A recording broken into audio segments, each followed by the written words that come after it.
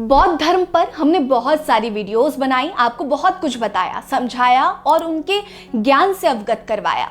जब पूरा भारतवर्ष छुआछूत और भेदभाव का दंश झेल रहा था, जब बहुजनों पर मनुवादियों के अत्याचार चरम पर थे, जब समाज में बहुजनों के कोई अधिकार नहीं थे, सार्वजनिक स्थानों पर बैठने की मनाही थी, सार्वजनिक तालाब से पानी पीने और थूकने तक पर प्रतिबंध था, ऐसे समय में बौद्ध धर्म का आगमन इस समुदाय के लिए संजीवनी के समान था। भगवान बुद्ध ने बौद्ध धर्म की स्थापना के साथ एक ऐसे धर्म से दुनिया को परिचित कराया जहां ऊंच नीच और भेदभाव जैसा कोई भी चीज नहीं थी।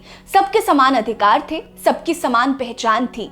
नमस्कार, मैं हूं आपके साथ रीटा और आप देख रहे हैं भीमसेना। आज मैं आपको भगवान बुद्ध के उस अष्टांगिक मार्ग के बारे में बताऊंगी जो जीवन को एक नई दिशा प्रदान करते हैं। लेकिन अगर आपने हमारे चैनल को अभी तक सब्सक्राइब नहीं किया है तो जल्दी से कर लीजिए। वीडियो पसंद आएगी तो लाइक जरूर करिएगा और कमेंट सेक्शन में अपनी राय देना मत भूलिएगा। बौद्ध धर्म के अनुयायी भगवान बुद्ध के इन्हीं अष्टांगिक मार्ग का अनुसरण करते हुए मोक्ष की प्राप्ति करते हैं। इसमें सबसे पहला है सम्यक दृष्टि। भगवान बुद्ध ने अपने इस उपदेश में कहा कि हमें हमेशा सही दृष्टि और सही दृष्टिकोण रखना चाहिए। दृष्टि को दो अर्थों में ले सकते हैं। पहला, सोचना समझना और कल्पना करना। दूसरा, देखना। इसका सीधा और स्पष्ट अर्थ है कि हम जीवन के दुख और सुख का सही अवलोकन करें। भगवान बुद्ध ने 4 आर्य सत्य को समझाते हुए सुख और दुख में यथार्थ दृष्टि रखने का उपदेश दिया है। दूसरा है सम्यक संकल्प।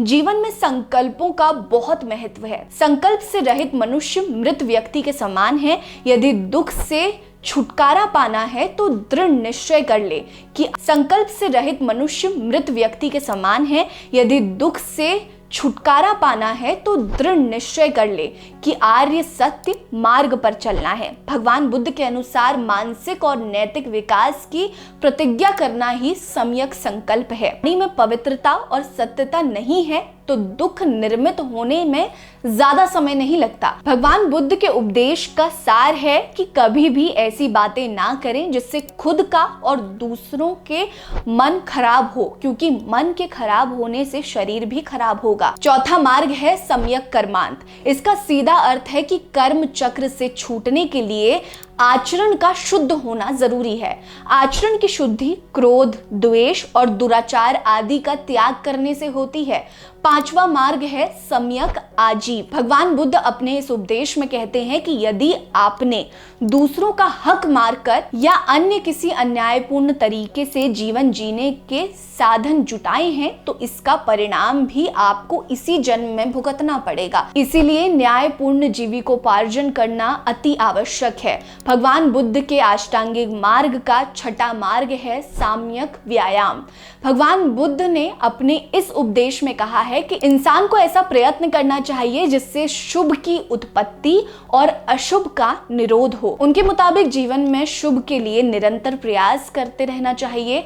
सातवां है सम्यक स्मृति। भगवान बुद्ध कहते हैं कि शारीरिक तथा मानसिक भोग विलास की वस्तुओं से स्वयं को दूर रखने से चित्त में एकाग्रता का भाव आता है और एकाग्रता से ही विचार और भावनाएं स्थिर होकर शुद्ध बनी रहती हैं।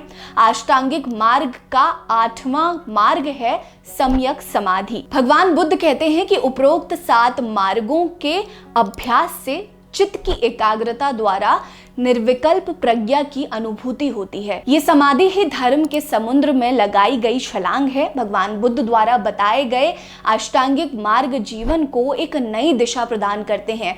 सभी को अपने जीवन में इसे लागू करना चाहिए। आपको हमारी ये वीडियो कैसी लगी हमें जरूर बताइएगा। बने रहिए हमारे साथ। नमस्कार।